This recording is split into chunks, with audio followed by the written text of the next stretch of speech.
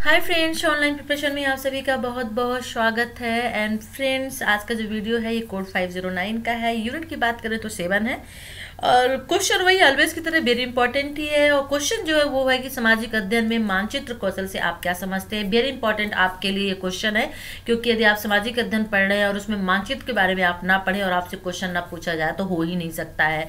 तो चलिए आइए फिर देख लेते हैं। वीडियो मैंने इसका पीडीएफ नहीं बनाया है, क्योंकि मैंने यहाँ पे खुद पीडीएफ से पढ़ाया है।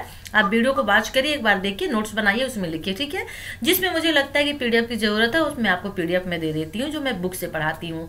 आज मैंने खुद पीडीएफ से आपको ये पढ़ाया है। आपके पास पीडीएफ ऑलरेडी है तो आप उसे वॉच कर लीजिए, पढ़ लीजिएगा। ओके, वीडियो अच्छा लगे तो लाइक करिए और शेयर करिए और कमेंट्स करिएगा। और चैनल को सब्सक्राइब नहीं किया है तो सब्सक्राइब कर लीजिए। और आज नाइट में मैं आपके लिए स्पेशल जो वीडियो है एक लेके आने वाली हूँ, क्योंकि एक गुड न्यूज़ आपको देनी है। और जो गुड न्यूज़ मुझे मिली है यूट्यूब की तरफ से, वो आप लोग की बदौलत ही मिली है। तो चलिए फिर नाइट में मिलते हैं और आपसे गुफ्तगू करते हैं, लेकिन उसके पहले आप ये वीडियो वॉच करिए। देख लेते हैं मानचित्र आधारित अधिगम, जो आपके लिए बहुत ज़रूरी है यदि आप पढ़ रहे हैं सामाजिक विज्ञान। तो मानचित्र जो होता है एक सपाट सतह पर पृथ्वी का पुनर्प्रस्तुतिकरण होता है, ठीक है ना। और मानचित्र बहुत अधिक मोटर चालकों, सुरक्षा कर्मियों, यात्रियों एवं अन्य द्वारा प्रयुक्त होते हैं। किंतु मानचित्र का उपयोग करने के लिए आवश्यक है कि कोई जानता हो कि मानचित्र कैसे पढ़ते हैं, क्योंकि मानचित्र की अपनी भाषा होती है। और एक मानचित्र तब तक सार्थक नहीं जब तक पढ़ने वाला सक्षम ना हो कि मानचित्र क्या कहता है। मानचित्र साक्षरता मानचित्रों को समझने के लिए अनिवार्य है। हम लोग मानचित्र देखते हैं, आपको पता है मानचित्र किस तरह का होता है। एक जैसे मैप हो गया, एक आप चार्ट ले लीजिए जहाँ पे नक्शे बने होते हैं उन चीज़ों को समझने के लिए। अब उस नक्शे में बताया गया है कि ट्रेन कहाँ से गुजरती है, बस कहाँ से जाती है, ठीक है ना, पैदल कहाँ से चलना है, पुल कहाँ पे है। ये सभी जब चीज़ें होती हैं तो इन चीज़ों को समझने के लिए वही व्यक्ति इन चीज़ों को, मानचित्र को समझ सकता है जो उनके संकेतों को जानता हो। जो जानता हो कि ट्रेन का संकेत क्या होता है, पटरी का संकेत, ट्रेन पटरी का संकेत क्या होता है, ठीक है ना, कहाँ पे तालाब है उसका संकेत क्या होता है, कहाँ पे टर्न होना है, कहाँ पे नदी है। तो जो व्यक्ति पारंगत होता है, जो इस चीज को समझता हो, जानता हो, वही मानचित्र का उपयोग कर सकता है, उसको समझ सकता है, ठीक है। इसलिए मानचित्र साक्षरता जो होता है, मानचित्र के बारे में जो पढ़ा लिखा हो, ट्रेंड हो, वही व्यक्ति से समझ सकता है। सामाजिक विज्ञान को रुचिपूर्ण बनाने के लिए शिक्षक कुछ संसाधनों का उपयोग करता है जो अधिगम के लिए एक उपकरण के रूप में कार्य करते हैं, और मानचित्र अनिवार्य उपकरणों में से एक है। हमने पहले कहा है कि सामाजिक अध्ययन में मानचित्र जो आपका है वेरी इंपॉर्टेंट है, और ये क्वेश्चन भी आपका मुझे इंपॉर्टेंट लग रहा है। तो यदि आप सोशल स्टडी पढ़ा रहे हैं, सामाजिक अध्ययन पढ़ा रहे हैं, और आप किसी स्टेट, किसी मान लीजिए भारत के बारे में आप पढ़ा रहे हैं, एक पर्टिकुलर स्टेट के बारे में पढ़ा रहे हैं, वहाँ डिस्ट्रिक्ट के बारे में पढ़ा रहे हैं, तो आप मानचित्र का यूज करेंगे वहाँ पे उसको समझाने के लिए, बताने के लिए। आप रिवर के बारे में पढ़ा रहे हो, रिवर्स नदी कहाँ कहाँ से होके गुजरती है, तो ये वेस्ट जो चीजें हैं ये आप मानचित्र पे ही दिखा सकते हैं, समझा सकते हैं। तो मानचित्र जो है एक उपकरण है, सामाजिक अध्ययन के अंतर्गत एक उपकरण है मानचित्र। और मानचित्र संपूर्ण संसार को कक्षा कक्ष में ले आता है और यह सामाजिक विज्ञान के विषय वस्तु को समझने को आसान बनाता है जो मानचित्र से संबंधित है। जैसा मैंने कहा कि आप कंट्री के बारे में पढ़ा रहे हैं, इंडिया के बारे में, और वहाँ के जितने स्टेट है, डिवीजन है, डिस्ट्रिक्ट है, सबके बारे में, जिलों के बारे में बता रहे हैं, तो ये पूरी इन्फॉर्मेशन आप मानचित्र में दे सकते हैं। एक जगह बैठ के आप पूरे भारत को देख रहे हैं, एक तरह से कह सकते हैं कि आप एक क्लास में अपने छात्रों के साथ में पूरे भारत को देख रहे हैं, उनके स्टेट को, उनके जिलों को देख रहे हैं। तो ये सब किसके माध्यम से आसान होगा? मानचित्र के माध्यम से। और जो मानचित्र है वो क्या है? एक उपकरण है, ठीक है। और सामाजिक विज्ञान की जो विषय वस्तु होती है, जो कंटेंट होते हैं, उनको समझने के लिए मानचित्र जो होता है बहुत आसान तरीका होता है। विद्यार्थी जो है वो मानचित्र को बेहतर समझ सकते हैं जब इसे पढ़ने में सक्षम हो और विभिन्न मानचित्रों के बीच संबंधों का पता लगा लेते हों। इसीलिए अनिवार्य है कि विद्यार्थी मानचित्र पढ़ना सीखे। अधिगम जो मानचित्र अध्ययन के कारण आती है, मानचित्र आधारित अधिगम कहलाता है। यानी कि जो अधिगम जो बच्चे सीखते हैं, किसके माध्यम से? मानचित्र के माध्यम से जो बच्चे सीखते हैं वो मानचित्र आधारित अधिगम कहलाता है। और बच्चों को मानचित्र पढ़ने में सहायता करने के लिए मानचित्र के तत्वों को समझना अनिवार्य है एवं मानचित्र कौशल को समझना अनिवार्य है। इसलिए सामाजिक अध्ययन में मानचित्र जो है बेहद इम्पॉर्टेंट है, बहुत ज़रूरी है। और एक तरह से कहा जाए कि सामाजिक अध्ययन में मानचित्र के माध्यम से ही पढ़ाई हो सकती है। आप सामाजिक अध्ययन में आप वर्ल्ड के बारे में जानना चाहते हैं, है ना, नदियों के बारे में, वहाँ के क्षेत्र के बारे में। मान लीजिए सामाजिक अध्ययन में आप ज्योग्राफी पढ़ते हैं तो उसमें आप माइंस कोल्स के बारे में, खनन के बारे में जानना चाहते हैं, तो आप कैसे जानेंगे? इन सब की इन्फॉर्मेशन सिर्फ और सिर्फ मानचित्र के माध्यम से ही मिल सकती है, घर बैठे हुए स्कूल में और क्लास में बच्चों के साथ है। इसलिए बहुत जरूरी है हमारे लिए मानचित्र। अब यहाँ पे देख लेते हैं मानचित्र के तत्व कौन कौन से, ठीक है ना। मानचित्र के तत्व देख लेते हैं। इसमें पहला है मानचित्र का शीर्षक, ठीक है। यह मानचित्र एक विषय देता है तथा मानचित्र के शीर्षक के रूप में दिया गया है। जैसे हम कहते हैं कि हम कह रहे हैं कि हम अलीगढ़ के जिलों के बारे में, क्योंकि अलीगढ़ डिवीजन है तो इस डिवीजन में बहुत सारे जिले हैं, तो हम अलीगढ़ के जिलों के बारे में जानना चाहते हैं। हम हर एक जिले में तो नहीं जा सकते ना, तो हम क्या करेंगे, हम मानचित्र ला लेंगे और वहां पे बैठ के हम जितने भी जिले हैं वो हम सब देख लेंगे। हम भारत की स्टेट के बारे में, देन उनके कितने डिवीजन है वो हम जानना चाहते हैं, तो हम मैप लेके आ गए और जितने भी स्टेट है वो और उसके अंतर्गत जो भी डिवीजन संभाग है वो देख लेते हैं। तो वहां पे एक शीर्षक का होना, यानी जिले के बारे में या स्टेट के बारे में या डिवीजन के बारे में या फिर आप कंट्री के बारे में, नदियों के बारे में, रिवर्स के बारे में, सबके अलग अलग मानचित्र, तो एक शीर्षक के रूप में दिया गया है। दिशा सूचक, यह एक तस्वीर है जो कुछ मानचित्रों को कोने में दिया गया रहता है, जो मानचित्र को दिशा को दिखाता है, मानचित्र के दिशा को दिखाता है, ठीक है। तो मानचित्र के कोने में जब आप देखिए, उठाइए और उस पर देखिए तो उस पर साइड में एक दिशा सूचक की तरह बना हुआ होता है। और मानचित्र का पैमाना, मानचित्र का पैमाना यह मापने का उपकरण है जो मानचित्र पर दूरी और सतह पर दूरी के बीच अनुपात के रूप में होता है, या तो मानचित्र के ऊपर या नीचे होता है। तो सतह मापने का आप स्केल की तरह देखिए, जब आप जनरली मानचित्र को देखते हैं तो उसमें स्केल की तरह भी कुछ बना होता है, वो मानचित्र का पैमाना होता है, ठीक है। तो वो क्या होता है, मानचित्र का वो पैमाना मापने का होता है। रंग और प्रतीक जो वेरी इंपॉर्टेंट है, मैंने कहा ना कि जैसे नदी है, घास हो गए, रेलवे पुल हो गए, ये सभी चीजें प्रतीक यानी संकेत जो होते हैं, इन सभी के बारे में इंफॉर्मेशन होना, नॉलेज होना जरूरी है। और जो सोशल स्टडीज, जो सोशल साइंस पढ़ते हैं उन लोगों को मालूम होता है, क्योंकि प्रैक्टिकल में भी ये बनाना पड़ता है। तो ये मानचित्र में प्रयुक्त है, जिनके अर्थ हैं, उनके अर्थ मानचित्र के एक भाग में दिए गए हैं जो आख्यान कहलाते हैं, और इनमें प्रतीकों, रंगों की सूची रहती है जो मानचित्र में दिए गए हैं और अपने इसके अर्थ रहते हैं।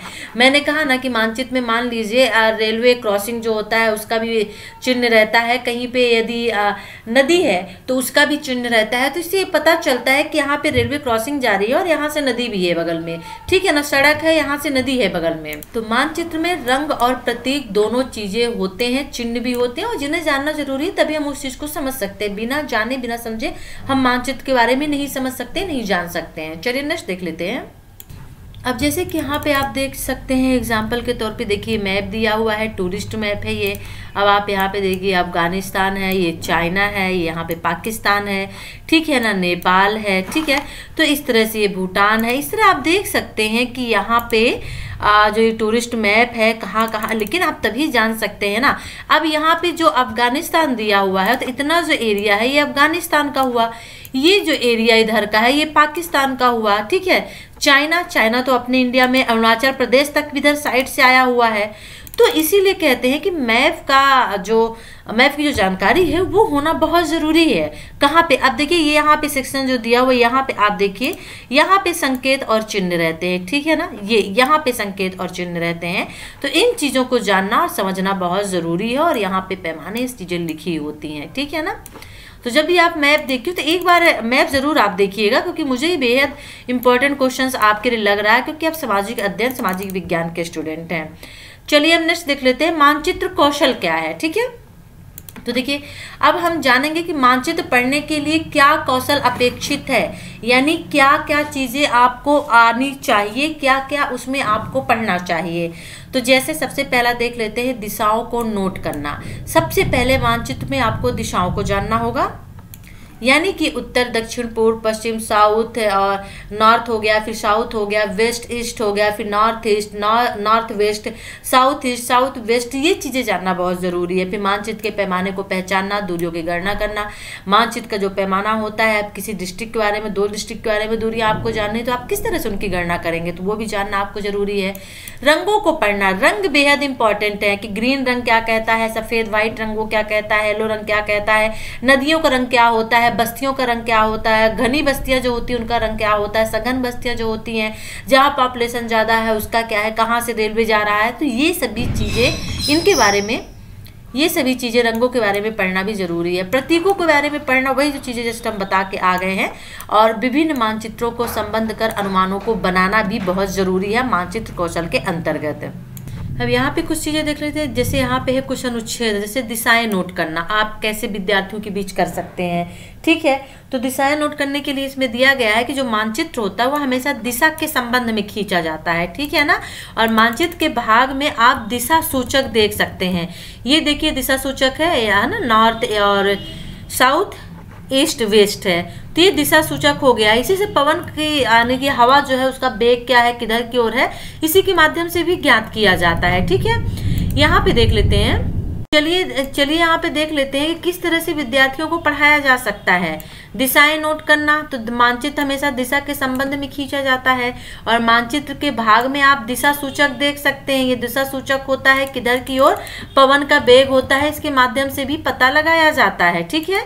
तो जैसे ये आपका नॉर्थ हो गया, ये साउथ हो गया, ये ईस्ट हो गया, ये वेस्ट हो गया, ठीक है ना। अब इसमें से देख सकते हैं कि मानचित्र का जो ऊपरी भाग होता है वो नॉर्थ होता है। ये तो बहुत ईजी है, आपको पता है, बताने की जरूरत तो है नहीं इसमें, लेकिन जब आप, क्योंकि आप प्राइमरी लेवल के बच्चों को पढ़ाएंगे तो उनको ये चीज़ें बताना जरूरी है, ठीक है। अब यहाँ पे देख लेते हैं कि 2 प्रकार की दिशाएं होती हैं, ठीक है ना। और ये मूलभूत दिशाएं और मध्यस्थ दिशाएं, 2 प्रकार की दिशाएं हो गई, उत्तर, दक्षिण, पूर्व, पश्चिम, जैसे जनरली हम कह देते हैं। लेकिन जो मूलभूत होती हैं वो 4 दिशाएं होती हैं, फिर उसके बाद उनकी कितनी दिशाएं हो जाती हैं, 8 दिशाएं हो जाती हैं।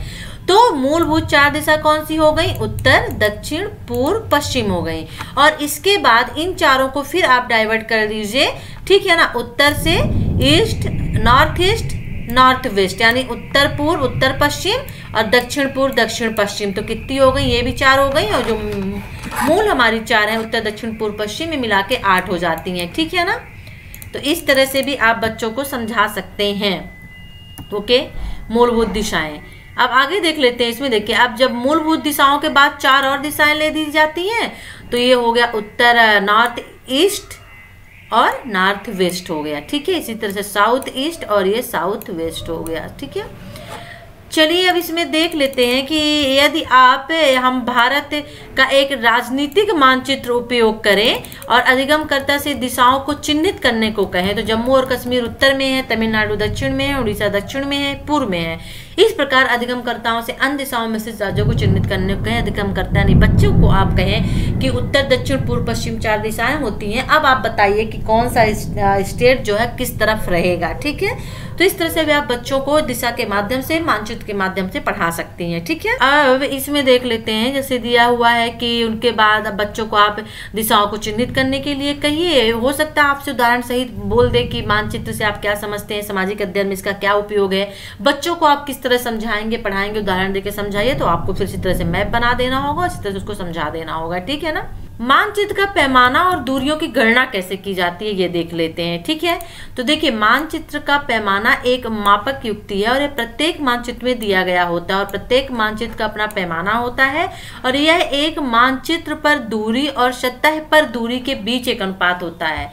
मानचित्र पर जो दूरी होती है और जो सतही दूरी होती है उसका एक अनुपात होता है। जैसे 1:10,000 यहाँ पे दे दिया गया है, का अर्थ है कि मानचित्र पर एक इकाई सतह पर 10,000 इकाई के बराबर है। तो मानचित्र तो छोटा होता है, हमें इतने बड़े वर्ल्ड का, इतने बड़े भारत का अध्ययन जो है एक मानचित्र में कर लेना है। तो उस छोटे से चीज में जो हम किसी चीज का अध्ययन करेंगे तो छोटा ही स्पेस आएगा।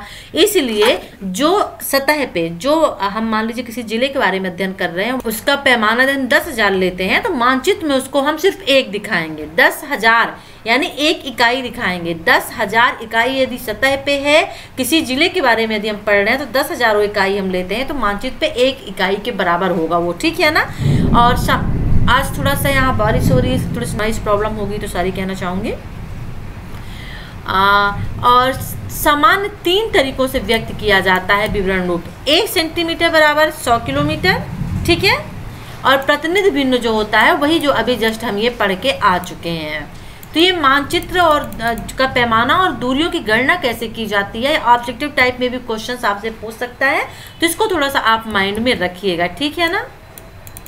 अब पैमाना पर जो ग्राफिक होता है वो बार पैमाना, चर पैमाना 2 तरह के होते हैं। तो एक मानचित्र के पैमाने की सहायता से कोई भी स्थानों के बीच की दूरी, नदी की लंबाई या सीमा की लंबाई आदि को माप सकते हैं, ठीक है ना। अब यहाँ उदाहरण भी एक दिया हुआ है तो आप इसको देख सकते हैं, ठीक है। यहाँ पे एक चीज देख लेते हैं कि मानचित्र के पैमाने का उपयोग करना बच्चे जो है खुद सीख सकते हैं, लंबाई दूरी गणना स्वयं कर सकते हैं और विद्यार्थियों की रुचि को ये बढ़ाता है। वो मानचित्र से खेल सकते हैं, समूहों में एटलस का उपयोग कर खाली समय के दौरान दूरी की गणना भी कर सकते हैं और मानचित्र के पैमाने के उपयोग से कौशल को भी बढ़ावा मिलता है। बच्चों को जो नॉलेज होता है खासतौर पे मैथ वाला वो बढ़ जाता है, ठीक है ना।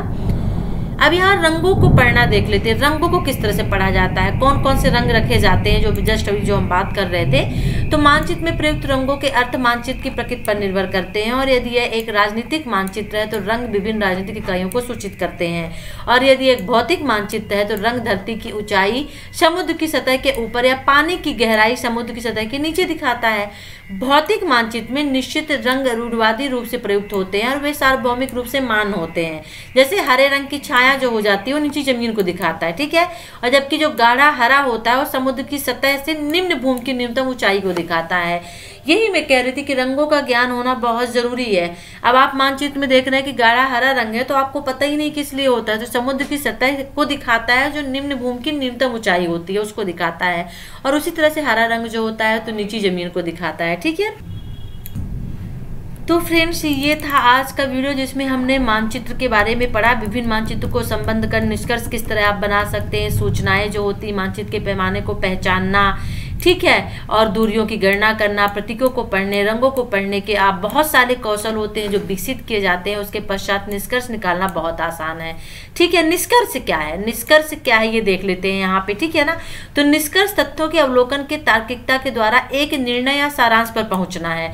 जैसे सब कुछ पढ़ने के बाद अब हमने आदि निष्कर्ष निकालते हैं कि हमने आपको लेसन पढ़ाया तो इसका क्या निष्कर्ष निकला, तो इसका ये निष्कर्ष निकला कि हमने आज इसमें मानचित्र के बारे में पढ़ना, ठीक है ना, कि मानचित्र क्या होता है, उसका क्या उपयोग है, उसका क्या यूज है, किस तरह से उसको हम समझ सकते हैं, ठीक है। तो सारांश पर पहुंचने के लिए मानचित्रों से सूचना संग्रह करना क्या है, संभव है, इसका पता लगाना, ये सभी चीजें जो होती हैं निष्कर्ष के अंतर्गत आप लिख सकते हैं। और यहाँ पे कुछ क्वेश्चन भी दिए हुए, चलिए हम आपको क्वेश्चन भी बता देते हैं यहाँ पे, ठीक है।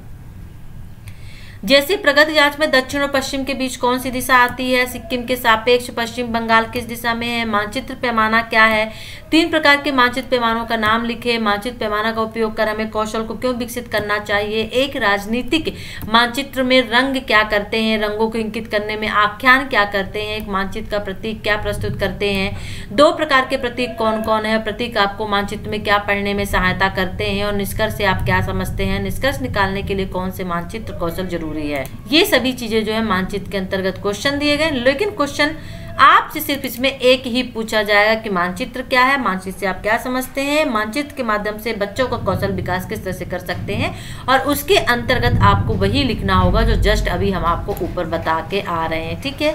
अब हम नेक्स्ट उसमें लेंगे आपकी जो नेक्स्ट यूनिट होगी, और जो आपकी नेक्स्ट यूनिट है वो है 8 सामाजिक विज्ञान में अधिगम स्रोत कौन कौन से हैं, यानी कि अधिगम संसाधनों के प्रकार, मानचित्र और ग्लोब, प्रतिरूप, मॉडल, ग्राफ, चार्ट, कार्टून, कालक्रम, पुस्तकी, सभी कुछ हम नेक्स्ट वीडियो में देखेंगे। और फिर से बता दूं कि आज यहाँ इंटरनेट सेवा जो है वो कल से दोपहर से बंद है, जिसकी वजह से मैं कोई भी वीडियो आपको अवेलेबल नहीं करवा पा रही हूँ, सिर्फ वीडियो बना के रखी हूँ। और आज दोपहर तक यानी कि 13 की दोपहर से 14 की दोपहर तक 24 घंटे जो है इंटरनेट सेवा यहाँ बंद कर दी गई। कुछ एमयू में कुछ रीजन्स हो गए हैं उनकी वजह से। तो जैसे इंटरनेट अवेलेबल होगा आप तक वीडियो भी अवेलेबल हो जाएगा। चलिए फिर नेक्स्ट वीडियो के साथ हम आपसे फिर मिलते हैं। वीडियो अच्छा लगे तो लाइक करिए, शेयर करिए, कमेंट्स करिएगा, और चैनल को सब्सक्राइब नहीं किया है तो सब्सक्राइब कर लीजिए। नेक्स्ट वीडियो इन्फॉर्मेशन के साथ हम आपसे फिर मिलते हैं, तब तक के लिए टेक केयर, बाय।